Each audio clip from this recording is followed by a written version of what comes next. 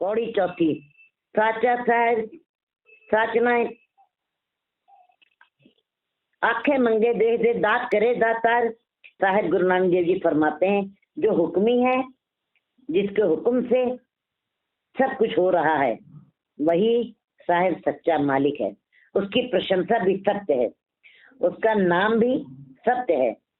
मनुष्यों के लिए के नाम खत्म हो जाते हैं, ये बात अलग है कि मनुष्य यही चाहत है कि मेरी प्रशंसा हो, मेरी शोभा हो, मेरा नाम भी हो, अच्युत रहे। इसलिए जब हम पुराने इतिहास का अध्ययन करते हैं तो हमको राजे महाराजाओं के काल में उन्होंने कहीं तांबे और कहीं सोने के पात्रों पर, कहीं पत्थर की प्लेटों का सहारा लेकर अपना नाम करवाने की कोशिश की।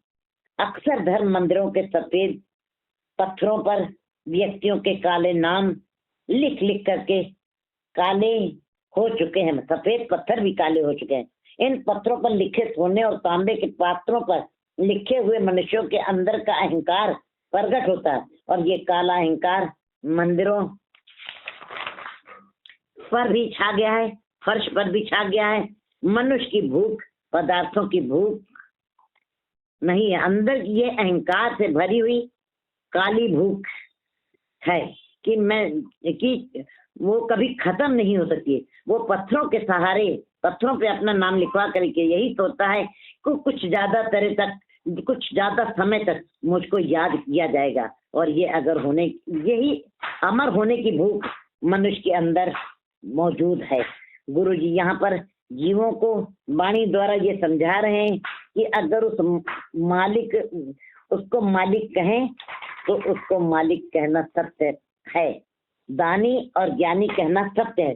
पर यही पहचान मनुष्य से जोड़े कि फलाना व्यक्ति भवन का मालिक है, मैं महल का मालिक हूँ, या मैं इतनी जागीरों का मालिक हूँ, तो ये तो हम रोज ही देखते हैं, अपनी आंखों से देख रहे हैं। आज जिस महल में बाप रह रहा है, उससे पहले उस महल में उसका बाप रहता था, और आज पिता के जाने के पश्चात बेटा, और बेटे के जाने के बाद उसका बेटा उसके ऊपर अपना मालिक बनना जिताता है। संसार में मनुष्य के जाने के बाद दूसरा मालिक कोई दूसरा बन ही जाता है, लेकिन ये परमात्मा जो सच्चा मालिक है उसका कोई शरीक नहीं है। भाव उसने अपने जैसा कोई नहीं बनाया है। बियो पूछ जो मतलब करे, जो कुछ करे तो आपे करे। वो सच्चा मालिक है, उसके सिंहासन पर कोई दूसरा आकर नहीं अपना दावा जमा सकता। वो स्वयं ही सबसे बड़ा मालिक है जो सदैव रहेगा। भाख्या पाओ अपार। अब आगे हमारे सामने ये प्रश्न खड़ा है कि उस परमात्मा की बोली क्या है। अरबी लोग कहते हैं कि खुद अरबी में ही बोलना चाहिए, वो परमात्मा अरबी ही समझेगा। मोहम्मद साहब ने जो कुरान उनके ऊपर नादिल हुई वो अरबी में हुई। उन्होंने यही कहा कि खुदा की आवाज जो है, खुदा की भाषा जो है वो अरबी है। ब्राह्मण कहता है कि परमात्मा की भाषा देववाणी है, संस्कृत है। बोधी लोग कहते हैं कि प्रभु की भाषा पाली, क्योंकि महात्मा बुद्ध धम्म पद जो उन्होंने लिखा, अपने मुख से उच्चारण किया, वो पाली भाषा में किया गया। इससे फारसी, पंजाबी और हिंदी और इंग्लिश, फ्रेंच सब भाषाओं, सब बर्तन है। गुरुजी ने बताया ये जितनी भाषाएं हैं इनको गुरुजी ने बर्तन बताया है। अरबी, फारसी, पाली, हिंदी, अंग्रेजी, पंजाबी, फ्रेंच, इनको बर्तन बताया।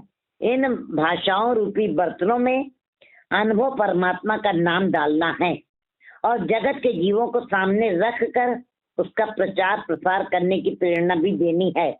मगर अगर हमारे अंदर ज्ञान ही नहीं, विचार ही नहीं, तो परमात्मा का अनुभव ही नहीं, तो ये बात अच्छी तरह समझ लीजिए कि खाली बर्तनों से भूख नहीं मिटती, वो चाहे बर्तन सोने के ही क्यों ना हो। इन बर्तनों में जो परमात्मा का ज्ञान डालकर भरना है।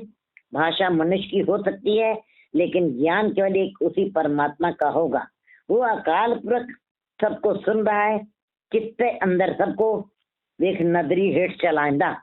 उसने अपनी नजर के नीचे सारी सृष्टि को रखा है और सारी सृष्टि को अपने हुक्म में चला रहा है। उसने सारी सृष्टि को अपनी नजर के नीचे रखा हुआ, और बस कमी यही है कि जगत उसको नहीं सुन रहा है। न सुनने का कारण यही है कि उसको ये ज्ञान नहीं है कि प्रभु से किस भाषा में बात करें, प्रभु की भाषा क्या है, उसकी बोली क्या है। गुरु नानक देव जी अपनी सूक्ष्म दृष्टि से विचार करके जीवों को ये बता रहे हैं कि परमात्मा की भाषा न अरबी है, न संस्कृत है, न पंजाबी है, न उर्दू है। प्रभु इन भाषाओं में नहीं बोलता, न वो फ्रेंच है, न वो इंग्लिश में बोलता। भाख्या भाव अपार, भाख्या बोलना, भाख्या में तो बोलना, भाव माने प्रेम, प्रेम श्रद्धा विश्वास अंदर हो, प्रेम की भाषा प्रेम की बोली वो समझता है। जिस किसी के अंदर भी प्रेम पैदा हो गया है, भाव पैदा हो गया है, श्रद्धा पैदा हो गई है, वह परमात्मा की भाषा को समझ जाएगा। क्योंकि खुद प्रेम की कोई भाषा नहीं है, खुद प्रेम ही एक भाषा है। प्यार एक अपने आप में इतनी बड़ी भाषा है जिसका बहुत बड़ा असर होता है। परमात्मा हर तरफ प्रेम रूप होकर के छाया हुआ है। वो जो समझता है वो प्रेम की भाषा है। बाकी सब भाषाएं हवा में उड़ जाती हैं। प्रेम की भाषा ऐसी भाषा है जिससे जीव का सीधा संबंध परमात्मा से जुड़ जाता है। लेकिन हम आज आम तौर पर ये देखते हैं कि मनुष्य कहीं विचार से, कहीं धन से, कहीं गुण से संबंध जोड़ना चाहता है, लेकिन धनवान और विचारवान चौथी अवस्था मोक्ष की है। धनवान और विचारवान किनारे पर ही रह जाते हैं, भाव संसार तट पर ही खड़े रह जाते हैं, मगर प्रेमी उस पार पहुंच जाता है, क्योंकि और पार संसार है और पार परमात्मा है, और प्रेमी का संबंध प्रभु से जुड़ जाता है। पार, क्योंकि प्रेम की कोई सीमा नहीं होती है, वह परमात्मा सर्वव्यापक है, जर्रे जर्रे में समाया हुआ है।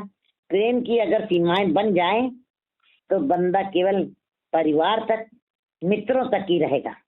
इस प्रकार इस प्रेम को प्रेम नहीं कहा जाएगा, ये मोह हो जाएगा, ये मोह होगा। मित्रों से, परिवार से संबंध जमाना बनाना ये मोह है, ये प्रेम नहीं है, क्योंकि इसको टूटते हुए देर नहीं लगती। ये संबंध लेन देन के होते हैं। लेने के साथ अगर देना ना हो और देने के साथ अगर लेना ना हो तो ये संबंध टूट जाएंगे। परंतु प्रेम में सिर्फ देना ही देना है, सिर्फ देना ही देना है। प्रेम में सिर्फ कुर्बानी है। प्रेम में मनुष्य न्यौछावर हो जाता है। परमात्मा प्रेम ही प्रेम है, वो सिर्फ देना ही जानता है। यहाँ पर गुरु जी वाणी में बता रहे हैं कि परमात्मा की भाषा प्रेम है, मगर ये संसार जिस तरह का संबंध परमात्मा से जोड़ना चाहता है उसका विवरण दे रहे। आंखें मंगे देह दे, दात करे दातार। कुछ मनुष्य परमात्मा से संबंध इसलिए जोड़ते हैं कि फलानी दात पूरी हो जाए, फलानी आशा पूरी हो जाए। इसका मतलब अगर वो प्रभु का गुणगान कर रहा है, उनके कहने में भक्ति नहीं है, प्रेम नहीं है, उनके कहने में केवल मांग है, केवल कामना है, केवल आशा है, तो अगर ये पूरी भी हो गई तब उसके बाद पश्चात प्रभु से संबंध टूट जाता है, क्योंकि उसने केवल आशा और कामना के लिए परमात्मा से आगे नतमस्तक हुआ था। जैसे ही अगर कामना पूरी हुई तो संबंध टूट जाए। फिर उस परमात्मा ने जीवों को संबंध जोड़ने के लिए जीव को धन, संपत्ति, माता पिता, पुत्र, स्त्री आदि भी दिए कि मगर इस अज्ञानी मूर्ख मनुष्य को दात से तो प्यार हो गया, लेकिन दातार से को भुला बैठा है। दांतों से प्यार कर लिया, संसार के पदार्थों से तो प्यार कर लिया, स्त्री, बच्चे, माँ बाप, धन दौलत और सारे पदार्थों से, लेकिन उस दातार को भूल गया जिसने उस दांतों को दिया। दांत प्यारी वितरिया दातारा, जाने नहीं मरण विचारा। सदियों से जीवन मांग रहा है, जीव मांग रहा है, सदियों से ही मांगता चला, आज से नहीं, सदियों से मांगता हुआ चला रहा है। पिता ने मांगा, दादा ने मांगा, बेटा भी मांग रहा है, और ये सिलसिला सदियों से चला आ रहा है। ऐसा कोई जब कहता कि हे प्रभु देना है तो बस अपने अपने नाम की दात दे, बहुत बड़ी समझदारी है, बहुत बड़ा ज्ञान हो गया उसको, अंदर से समझ आ गई है, कुछ अंदर से बूझ हुई है। ऐसा करने से घर में खुशियां उल्लास अपने आप आ जाएंगी। जब हम केवल परमात्मा का नाम मांगते हैं, रिद्धियां सिद्धियां अपने आप आ जाती हैं। गुरु जी आगे ये बात भी वाणी के द्वारा समझा रहे हैं। ये जो कामना आशा वासना वश होके जीव जो प्रार्थना करते हैं, तो क्या इनकी ये मांगे पूरी हो जाती हैं? गुरु जी कहते हैं दाता जरूर दे देता है। कई दफा मांग बहुत होती है, बहुत होती है। एक मांग के साथ 10 मांगे और जुड़ जाती हैं, 10 आशाओं के साथ 1000 आशाएं और जुड़ जाती हैं। अगर इस पर विचार किया जाए, अगर वो प्रभु सभी जीवों के अनंत मांगों को ही पूरा करने लगेगा, तो क्या उस ईश्वर के पास केवल एक ही काम रह गया है? क्योंकि मांगे बहुत हैं और जीव का जीवन बहुत छोटा है। इसका मतलब जीव चला जाता है, मांगे रह जाती हैं। हमारे जीवन की श्वासें रूपी झोली बहुत छोटी है। इसका परिणाम ये होता है कि आपने मांग रखी थी, मांग पूरी नहीं हुई, इसका मतलब बार बार जन्म लेना पड़ेगा, बार बार योनियों में आना पड़ेगा। ये चक्र चलता रहेगा जब तक मांगे चलती रहेंगी। जीव का मिलाप प्रभु से नहीं हो सकेगा। लेकिन मनुष्य को संसार ने पदार्थों के भोग के लिए भी उस प्रभु ने भेजा है और अपने मूल की पहचान के लिए भी भेजा है। मन तो ज्योत स्वरूप है, अपना मूल पहचान। 84 लाख दुनिया की तरफ ये सारा नहीं कहा गया है। वो उनके तो अपना जीवन वो अपने में पूर्ण है, लेकिन मनुष्य के लिए ताकीद की है कि कर्मी आवे कपड़ा नदरी मोख द्वार। कर्मी आवे कपड़ा, शायद कहते हैं कि जीव मांगते हैं और दातार उनकी झोली भरता रहता है, मगर मांगे बहुत हो गई हैं और झोली छोटी हो गई है। इसलिए गुरु जी ताकीद करके कहते हैं कि कामना वश किए गए कर्म के कारण भाव आशाओं तृष्णाओं से किए गए कर्म आगे रखे जीवन में कपड़ा ही मिलता है। फिर आपको जन्म लेना पड़ेगा और शरीर ही धारण करके जन्म मरण के चक्र तब तक ये चलता रहेगा जब तक कामना वश होकर के कर्म करते रहोगे। ईश्वर से कुछ भी मांगोगे, क्योंकि उसने मांग तो पूरी करनी है आपको। फिर आपका जन्म, आपका जीवन छोटा है। मंगे मोक्ष द्वार, लेकिन मोक्ष द्वार मुक्ति तुर्या पद, उसी चौथी अवस्था को मोक्ष कहा जाता है। ये तो प्रभु की अपार बख्शिश जब होगी, बड़ी कृपा होगी, बड़ी रहमत होगी, तब ये मोक्ष मिलता है। मांग रहा मोक्ष द्वार, उसकी कृपा के बगैर ये नहीं हो सकता। उसकी कृपा के बिना ये नहीं मिल सकती। फिर की आगे रखिए जित दिसे दरबार। प्रश्न ये उठता है कि फिर क्या आगे रखें, किस कर्म को प्राथमिकता दी जाए?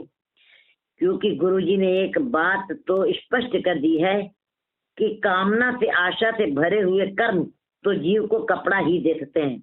मतलब कि जन्म लेना पड़ेगा दोबारा, शरीर रूपी कपड़ा, फिर तुमको जिंदगी मिलेगी। जन्म लेने के बीच मरने की प्रक्रिया भी चलती रहेगी और इस दुख को फेड़े का दुख कहा गया। फिर उस प्रभु के चरणों में क्या रखें, क्या भेंट करें, जिससे हमको वो मुक्ति का द्वार, परम पद का द्वार, परम आनंद का द्वार दिखाई देने लगे।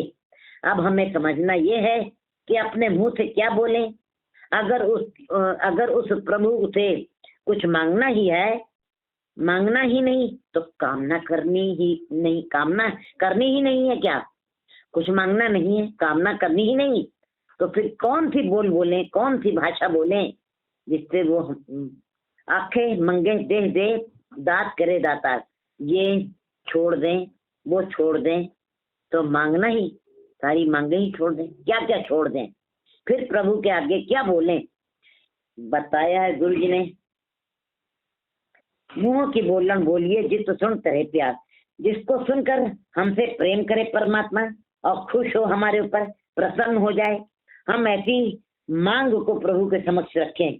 क्योंकि रोजमर्रा की जिंदगी में तो हम देखते हैं कि गुरुद्वारों में, मंदिरों में, मस्जिदों में, यहाँ तक कि जितने भी धार्मिक स्थान हैं, वहां पर जो भी भीड़ दिखाई दे रही है, लाखों लाखों की भीड़ दिखाई देती है, उनके साथ उनकी मांगों के समूह जुड़े हुए हैं।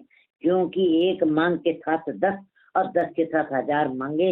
इसके बाद ये मांगों का सिलसिला कभी खत्म भी नहीं होता। ये बात भी कटु सत्य है कि मांग मनुष्य को हल्का भी कर देती है। रोज रोज मांगे, रोज रोज मांग करें तो जीव हल्का भी हो जाता है। मांग संबंध रिश्ते तोड़ देती है। संबंधों के रिश्ते, नातों के, अपने करीबी रिश्ते भी टूट जाते हैं। वहां पे प्यार खत्म हो जाता है। मांगे प्यार को खत्म कर देती हैं और मांग का सिलसिला बना रहे तो संबंध भी टूट जाते हैं। हूबहू यही नियम परमात्मा पर भी लागू होता है। मुंह से क्या बोले, जिस बोली को सुनकर वो हमसे संबंध जोड़ ले, वो प्रभु हमसे प्यार करने लगे। क्या बोलना है आगे गुरु जी बता रहे हैं। अमृत वेला सच नाउ वडियाई विचार, भेंट करना है तो अमृत वेला, प्रातः काल, अलग सुबह का समय। हे मनुष्य, तो दिन अपने पास रख ले, तो रात भी अपने पास रख ले। दिन भी तेरा है, रात भी तेरी अपनी है। मगर जिस प्रातः काल का समय है, वो जिस प्रातः काल की बात गुरु जी कर रहे हैं, प्रातः काल किस समय को कहा जाता है? जिस समय रात थोड़ी थोड़ी बाकी है, रात की विदाई हो रही हो, थोड़ा थोड़ा उजाला दिखाई दे रहा हो, उस समय को अलल सुबह, अमृत वेला कहा जाता है। ये समय ऐसा समय होता है जिसमें ना दिन के कार्य तुमको बेचैन कर सकेंगे और ना रात और दिन अपना प्रभाव तुम्हारे ऊपर डाल सकेंगे। गुरु जी कहते हैं और जीवों को अच्छी तरह समझा रहे हैं कि ये प्रभु को भेंट कर दे। अमृत वेला, अमृत का समय, समय का सोना तो हराम कर दे। उस समय बैठकर जो बंदगी कर रहा है, उसकी महिमा का व्याख्यान कर रहा है। अभ्यासी पुरुषों को इस बात की सच्चाई का पता चल गया है और वो दिन के समय भजन नहीं, उनसे वो जानते हैं कि दिन के समय भजन नहीं हो सकता, धंधे का समय होता उस समय, और रात का समय निद्रा और कामनाएं चारों ओर से आके घेर लेती हैं, चिंताएं। अमृत समय उठकर जब प्रभु का भजन करिए, उसके गुणों का गान कर सकोगे। लेकिन कुछ लोग तो जो प्रभु के गुणों का विचार भी करते हैं तो ये सोचते हैं कि परमात्मा को इन गुणों की आवश्यकता है। हे बंदे, उस परमात्मा को इन गुणों की कोई आवश्यकता नहीं है। तू बड़ा बड़ा कहेगा, उसका यशगान करेगा, बड़ा बड़ा कह करके तू बड़ा हो जाएगा। तू उसके गुणों का गान करेगा तो खुद भी गुणी हो जाएगा। तो उससे ज्ञान, उसका ज्ञान की बातें करेगा तो खुद भी ज्ञानी हो जाएगा। ये सब मिलके अखंड पाए, बड़ा ना होवे काट ना जाए। सृष्टि में आज तक जितने भी धार्मिक ग्रंथ हैं जिसमें उसका आख्यान किया गया, उतना और भी इकट्ठा कर लिया जाए सारे धर्म ग्रंथों का ज्ञान, फिर सब लोग इकट्ठे होकर के उसका व्याख्यान कई बार भी करें, फिर भी उसका कथन नहीं किया जा सकता है। ना वो तुम्हारे कहने से, गुणगान करने से, ज्ञान करने से ना वो बड़ा हो जाएगा और ना उसका यश कम होगा, घाट ना जाए, वो कम भी नहीं है। बस जो उसको कहता है, गुणगान करता है, बड़ा बड़ा कहता है, वो खुद भी बड़ा हो जाता है, वो खुद भी ज्ञानी हो जाता है, वो खुद भी उसी के अंदर समा जाता है। नानक के वे जानिए सब आप पे सच्चा। गुरु जी समझा रहे हैं कि जो अमृत समय सत्य नाम का जाप करेगा, गुणों का विचार करेगा, उसको इस बात की समझ आ जाएगी कि उसके बिना और कुछ भी नहीं है। इस तरह उसको भी आध्यात्मिक मंडल की झलकियां दिखाई देने लगेंगी। बस उसकी एक दृष्टि बन जाएगी। वो अमृत समय, अमृतमयी नाम जपता हुआ जब संसार से विचरण करता है, संसार में विचरण करता है, तो उसे संसार नहीं, हर तरफ निरंकार ही दिखाई देता है। सत्य की रोशनी ही चारों तरफ फैली हुई दिखाई देती है। इसी तरह वो सत्य को जपता हुआ, उसी को देखता हुआ सत्य में जीता है और उसी में लीन हो जाता है।